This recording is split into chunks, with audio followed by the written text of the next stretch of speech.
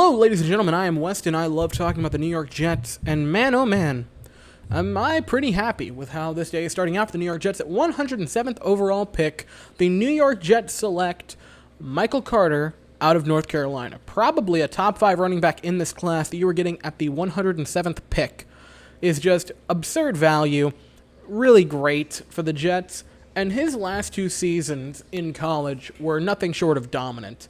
And I am so excited to talk about these numbers. So in his junior season, in 13 games, 1,003 yards rushing, 154 yards receiving for 5 total touchdowns, and a little over 1,150 yards from scrimmage, which is very, very good for a young running back. Then, at age 21, I do believe, in his junior season, just this most recent one, 2020, 11 games, 1,245 yards, 9 touchdowns on the ground, plus 267 receiving yards with a few receiving touchdowns, give him a 1,500 yards from scrimmage player with 11 touchdowns, and this is the best number for him. Averaged 8 yards a carry this most recent season. That is fantastic. And if you look at all scrimmage yards, you get an unreal player who is averaging 8.4 yards from scrimmage every time the ball touches his hands.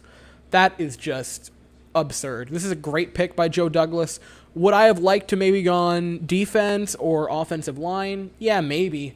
But I love that Joe Douglas is wanting to correct the sins of our previous GMs. He's looking at what trash he has had to clean out and realized what he wants to do to prevent that from happening with this quarterback. He looked at the fact that in the Jets draft in 2018, when they drafted Sam Darnold, they didn't take anything. They didn't take any offensive player except for Chris Herndon.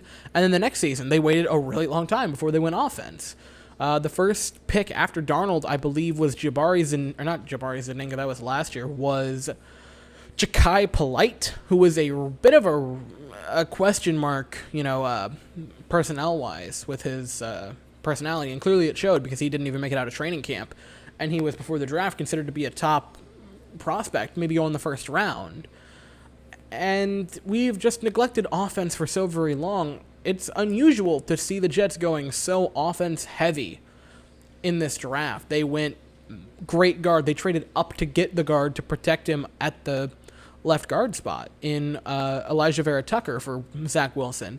Then the next pick, they went with a burner receiver to give him a deep threat. Then now the next pick, they're giving him potentially a franchise running back in the 4th round who's dominant, can really pick up yards. Again, 8 yards per carry and 10.7 yards per reception, which you now have. How many offensive players has Joe Douglas now taken? He took 2 in the first 2 rounds last year, and now his first 3 picks this season outside of Zach Wilson have been offensive guard, wide receiver, running back. He took the massive guard tackle last year in Mekhi Becton. He took Denzel Mims.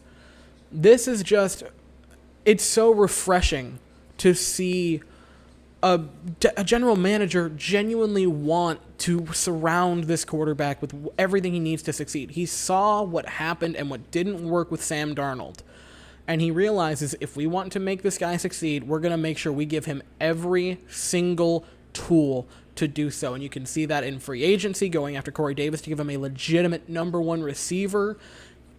And man, oh man, it's exciting right now to be a Jets fan. And this draft is going wonderfully for Joe Douglas so far. And I'm very excited to see our next pick, which will be a little bit later on. So I will be here after that one. And man, oh man, thank you all so very much for watching. I hope you all have an absolutely fantastic day. And go Jets, baby.